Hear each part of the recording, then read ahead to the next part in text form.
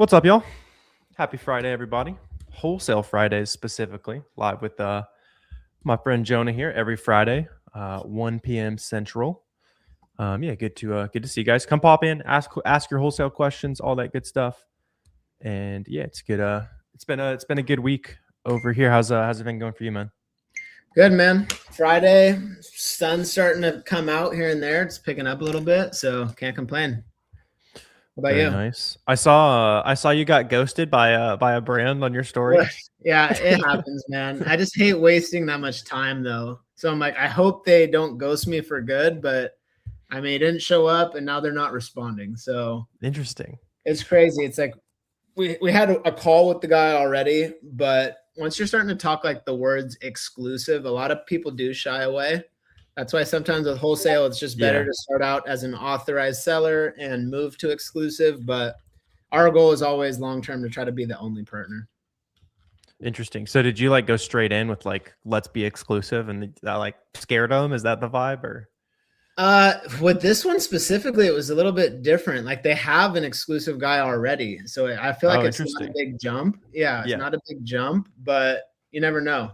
Just some people don't have. You have to make sure you're dealing with decision makers too, right? Like people talk a big game, but if you're not the big boss or have final say, you get shut down all the time. So it can be a great idea to work with us or do X, Y, Z, but if your boss is not signing off on it, waste of time. Yeah, makes sense. Sweet. Yeah, let us know who we got today. What's up, Sadat? See, Ramon said, "What's up on Instagram?" Yeah, let us know what wholesale specific questions you guys have, all that good stuff. Yeah, let's see. I assume that's a it's a good emoji if that was working for me. There you go. But yeah, how much are you gonna spend on inventory this month? Like, what's a normal month for you? Oof. So right, like I was just looking. I think we're at 750 a month right now. So like assume half of that's gonna be cost, right? Yeah.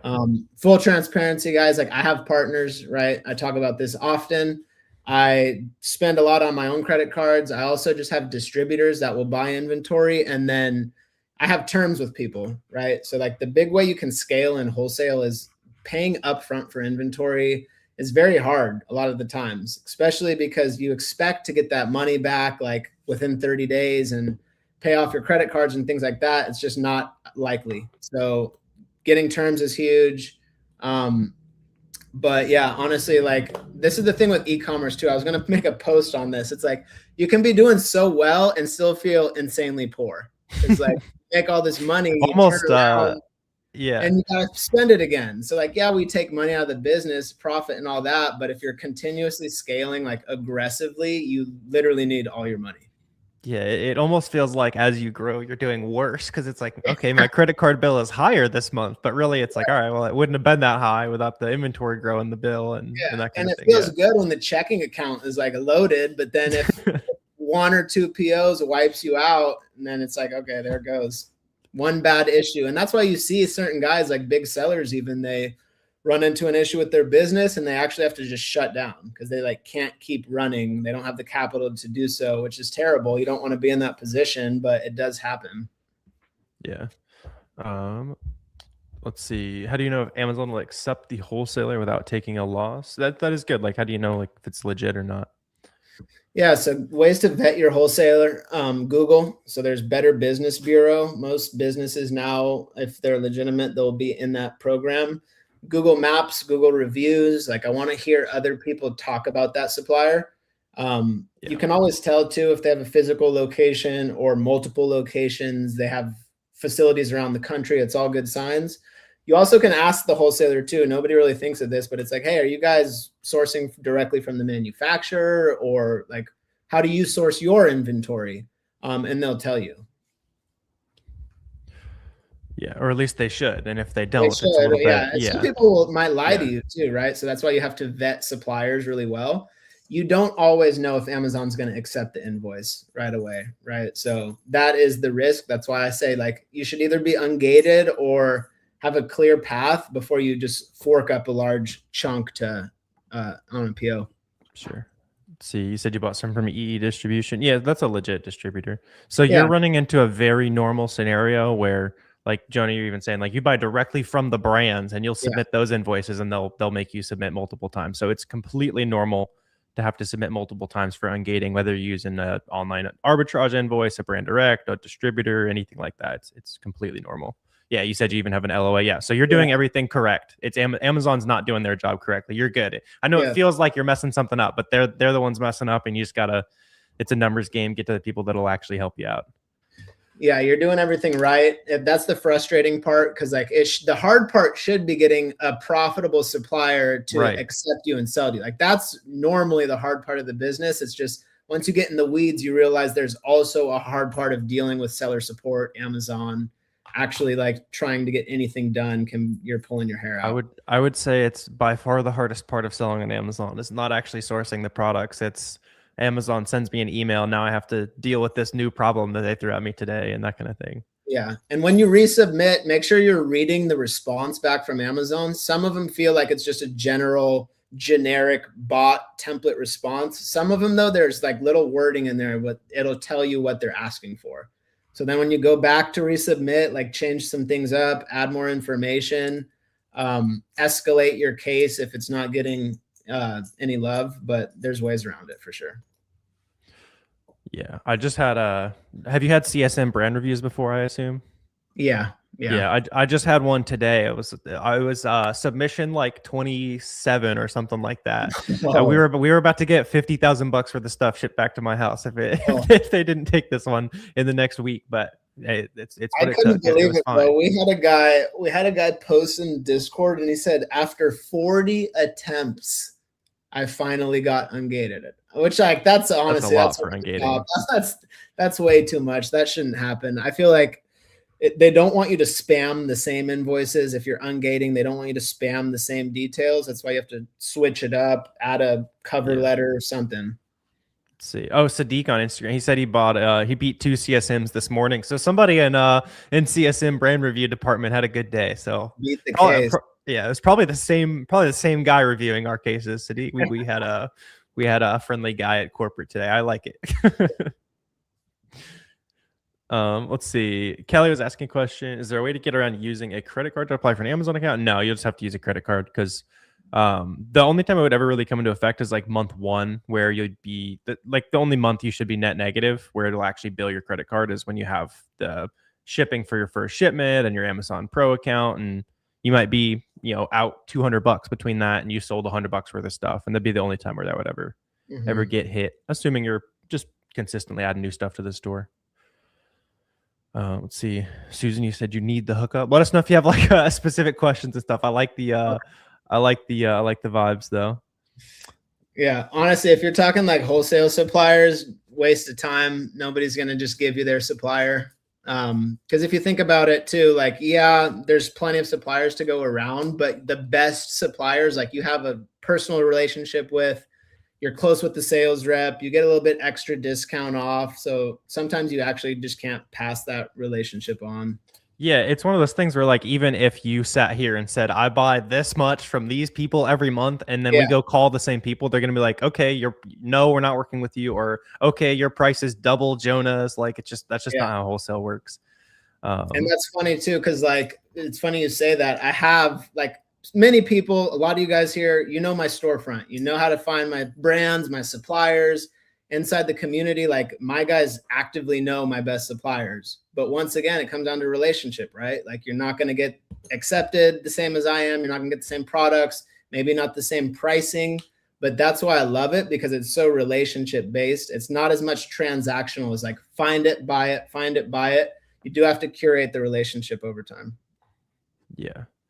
Let's see. Slater, you asked, what do you think about selling a service on Amazon via a product kit? Interesting. Customer purchases a set service, tools needed are shipped to the customer. I don't know if I've ever heard of something like that. It is an interesting I saw concept. something with a health brand or health product where like you buy the product, but it comes with a monthly subscription, like a QR code inside. Yeah. Actually, I don't know the terms of service or anything like that, but I do think that's a good idea. Yeah, that could be interesting. Like the QR code, you'd have to be very careful with Amazon TOS, I assume, as well. You wouldn't want to be like including sounds like you want to sell a service via the product. So then if you like tried to put a QR code that's like give us more money here, there's no way that's TOS approved if you're like Right. Or like trying go to to my sell. website. Yeah, like Yeah. they don't want you to direct people to your website or anything like that. So it would have Yeah. to be literally like inside the product when That it's is in. interesting. That's an interesting idea. There's probably something there, but you'd need to be very careful with like TOS and stuff. Mhm. Steaky said it was a 1,600 and 2,100 page submission for CSM review. That's crazy.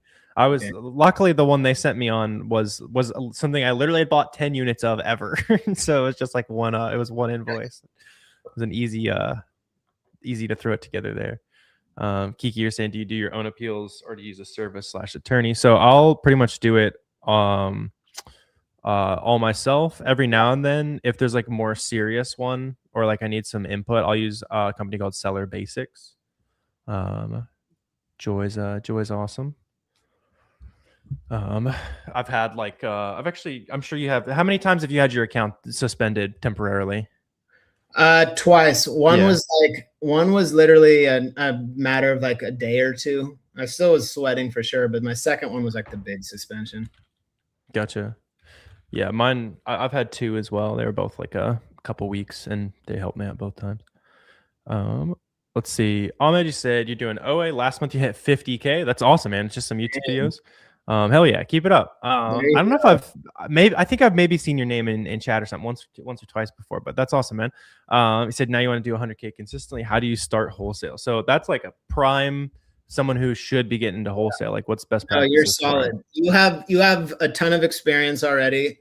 Yes, you can contact wholesalers, distributors. I'm sure, if you're just getting all this from Warner's YouTube videos, you're already a killer. So you know how to take information and go put it into use.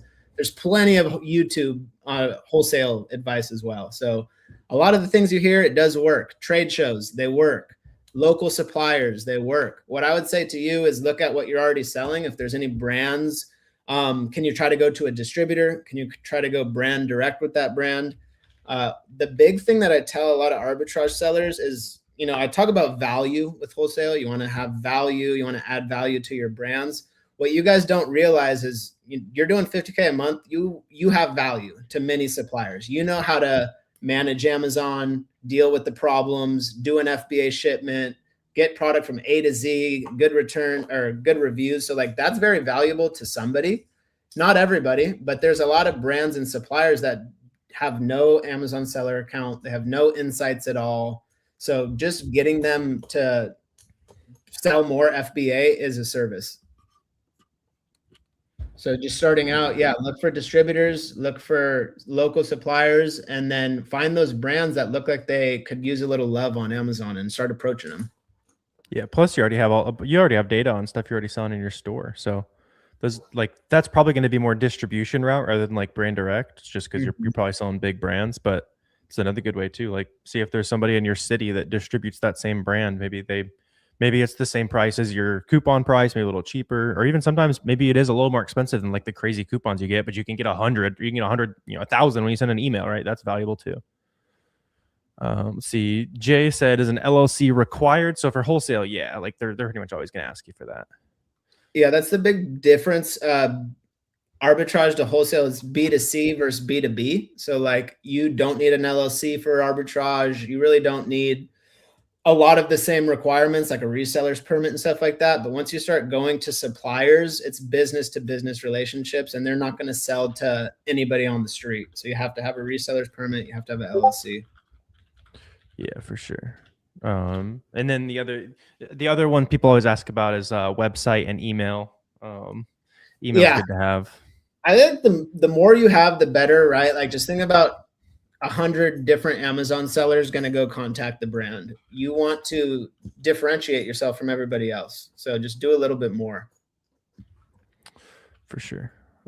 Yeah, and with all this, by the way, guys, I'm dropping a link in chat right now. If you guys want to work with Jonah, he helps you guys find like brand direct wholesale accounts, like supports your business, that kind of thing. So especially for people like Ahmed, you said you're already selling OA, you want to get into wholesale. It's a great opportunity there. Jonah's been helping a lot of people scale recently.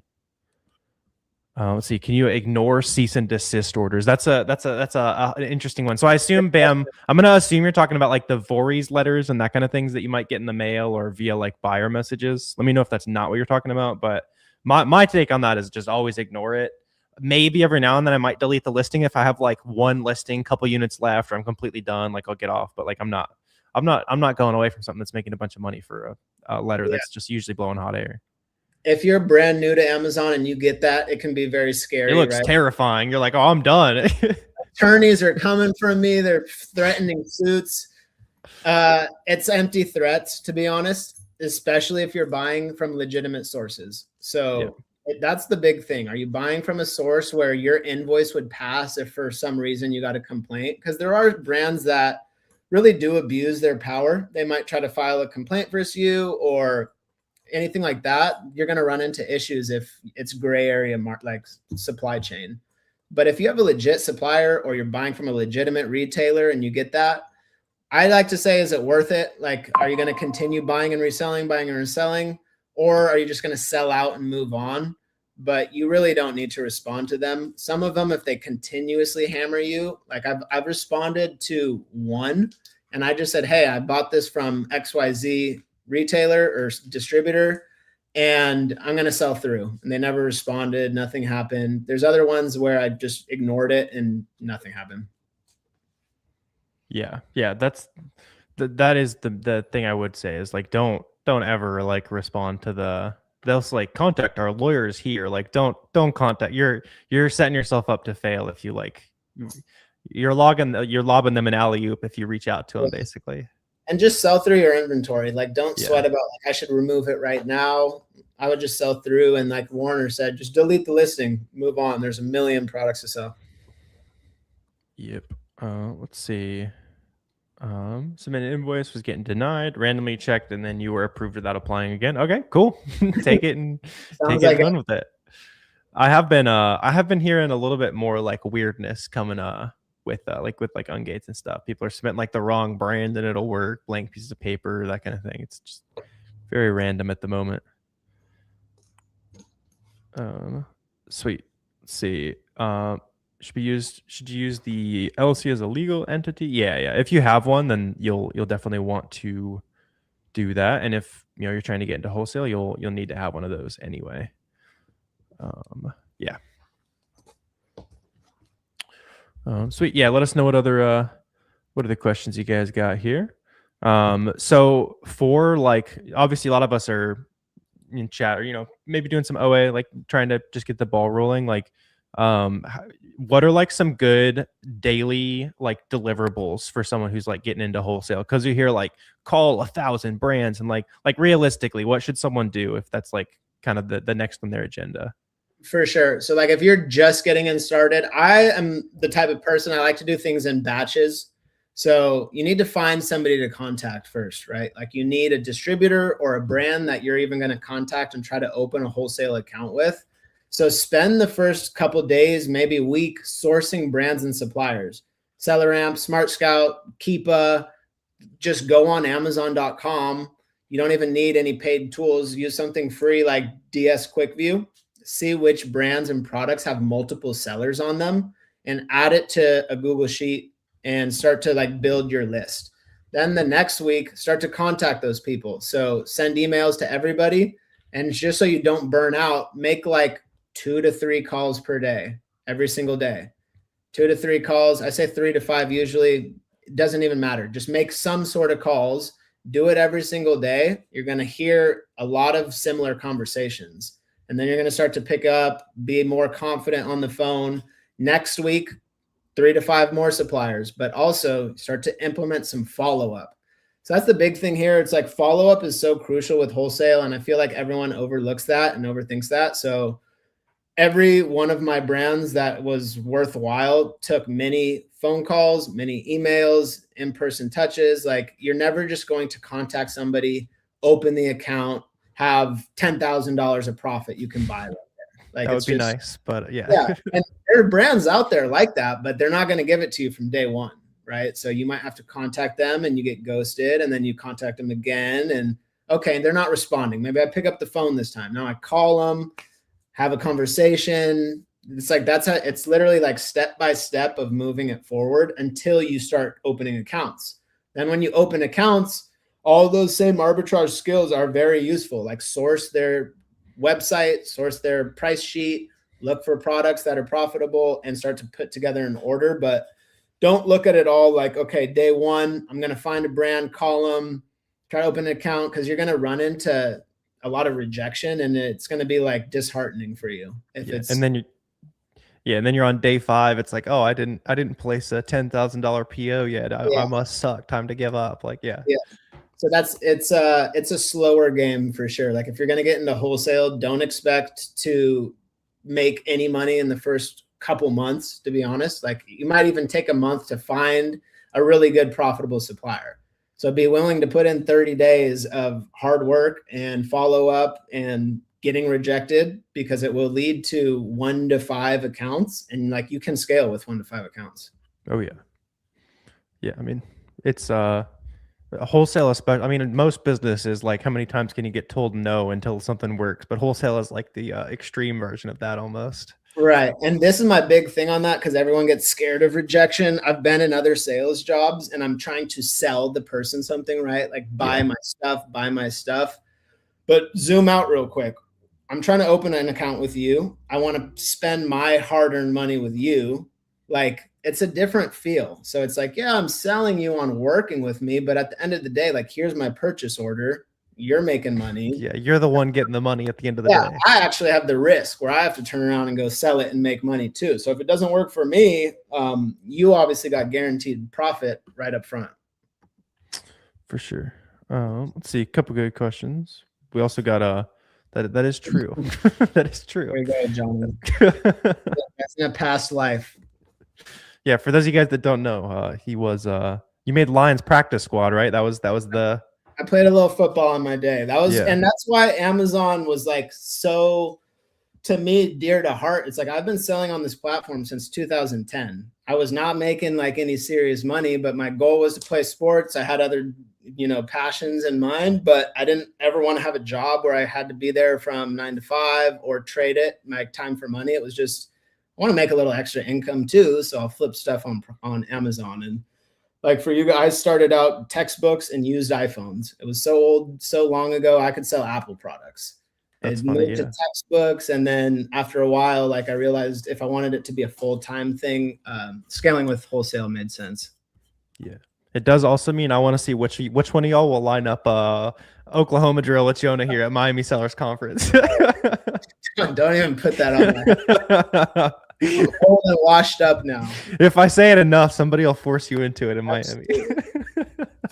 Let's see. Amazon is not accept the invoice of an authorized distributor. You just need to submit more times. If you know it's a legit distributor, you're not doing anything wrong.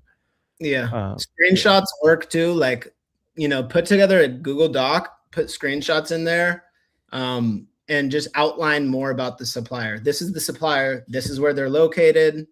This is their warehouse. You have to like show it step by step, because they're not going to do the research on their side. Yeah. So you should buy directly from the brand. So that's what Jonah does mostly, but you can also buy from distributors. Do everything. Do everything.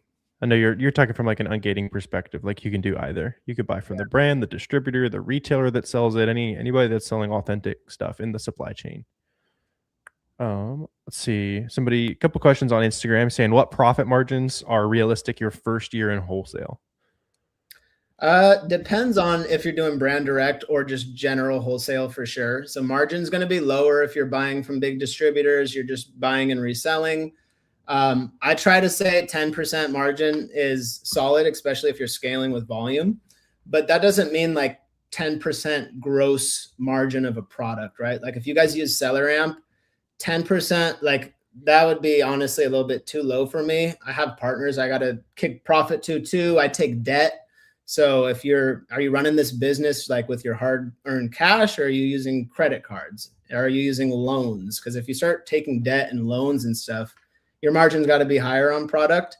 10 to 20% is a good realm, and your net margin is probably gonna be on the lower side, 5 to 12%. Yeah, it's like a little lower than arbitrage. Not by a ton, but just that's like the trade-off for volume, basically, for those of you guys that do arbitrage. And like I have brand directs where it's a 30% margin. It's not as Yeah. heard of. It's the volume's not as huge. Depends if you're spending on ads or not. But like gross margin, we have products we sell for 30%. Brand doesn't give us any advertising, but since we have so much room on that, I'll invest more into actually like direct Amazon PPC. Because if we're a wholesaler, we want to move more units. And that's what I tell these brands too. It's like, I only win if I sell more of your products. I'm not an agency, I don't have a retainer. If we want to scale our income, I got to scale up how much we're selling. So I actually want to advertise, but I'm not going to advertise if it's like a 15% margin product and it brings it down to like 8%. It's just not worth it to me.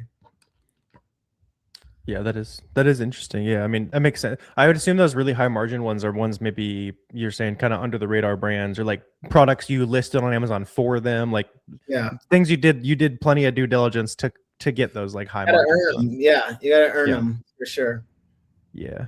Let's see. Jay said for beginners, what's the amount you need to sell on Amazon? So like $1,000 if you're just like doing arbitrage or that kind of thing. And would you say like five for wholesale or Yeah, I say five, just because you don't yeah, want to get in that position where you open a profitable account and it's a $2,000 MOQ. MOQ is a minimum order quantity, so uh, that's more common in wholesale. And you just don't want to be in a position where you did all the hard work. Once again, you got that profitable supplier, and it's like, man, I can't even fulfill an order. yeah. Let's see. Kiki said, "What do you think about buying from discount stores, receipt, supply chain docs?" Yeah, so you won't be able to get ungated with that because it doesn't have your address on it, but it'll at least prove that they're authentic. As long as you, like, if you do retail arbitrage, take a picture of the little receipt next to the products themselves too. That can help, especially with like TJ Maxx and Ross, because the barcode they put on there is their custom numbers. So you need like a little bit of extra proof that it's real. So just take a picture of your stuff next to the receipt, and you're good. Warner, which retailers work for ungating right now? All of them. Like For ungating still too. yeah. Anything that puts your address on it. Generally, like if you guys are running into that, if you can buy directly from the brand's website, that'll be the easiest. So if you want to sell Tommy Hilfiger clothes, go to TommyHilfiger.com. But if you don't have that, then wherever you bought it from. Okay. Within reason. Same as wholesale, right? If you go to a legit tiny mom and pop Yeah. online retailer, you're gonna have a worse time than if you use Target, but it might work eventually, kind of thing. Let's see. Connie said, what about big brands? Yeah. So yeah, you're asking. So it is legal to resell big brands. Yeah, like there's the you can look into first sale doctrine is like the commonly quoted one. Now it is up to you to make sure you're selling things that are not going to like kick you off the Amazon listings or give you like account health complaints. Like that's totally within the rights of brands. Um, you can just look up. There's lots of videos on YouTube on just like account health and like products to avoid things like that. And then you're also asking about realistic turnaround. What do you guys look for from a wholesale perspective? How many like cash flow cycles do you try to get a year? Yeah, so that's something we've struggled with mainly because it's supplier by supplier. Like Mhm. we have some brands we buy two SKUs from, right? So it's very easy to track, it's easy to turn it. Some brands you open the account and maybe you bought 30 different ASINs. So it's like, okay, well, how much of those actually turned versus how much sat and collected dust?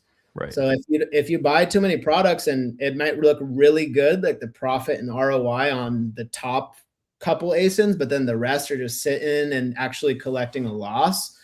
That's not good. So you have to make sure everything is selling in your catalog, or at least like having the bare amount. 4 to 6 turns per year, I would say is a good metric. Yeah, you can speed that up if you FBM a lot of things too. Yeah, As just like yeah, and general. obviously you can speed that up for sure. And like I Yeah. said, if there's one product, like we have ASINs that we place 1 to 2 orders per month for. So just assuming majority of that is turning, could be 6 to 9 12s Yeah. turns. Yeah, because you're gonna have your things that fly, and then you're also gonna have your things that end up sitting for three, Yeah. 4, 5 months. Yeah. Sweet. Good energy today though. Jonah, if somebody's watching and they've got like 30 minutes that they could kind of do wholesale, you're recommending like finding a brand. Is that step one for somebody today? I'm a big fan of brand direct. I think it's the Cool. best long-term strategy. It's going to take some more upfront work. you might get rejected, but guess what? Ask them for a list of authorized distributors. So you start going through this loophole of, I went to a brand, but it led me to a distributor. Maybe I can place an order there, or that distributor led me to more brands. So a lot of you guys, you might have already opened up wholesale distribution accounts. Think about if you can go direct with any of those guys. Sweet. Yeah, and that's good action item for you guys today. Appreciate all you guys tuning in. We're live this time every Friday for Wholesale Friday, so come pop back in, give us your updates on the wholesale progress and all that. And then if you guys do want Jonah's help, they help you land your first brand direct wholesale account and lots of other support as you get into wholesale. You can click the link in the comments or down below. And yeah, really appreciate all you guys tuning in today. Appreciate you hopping on again, Jonah, and I will see you guys again very soon.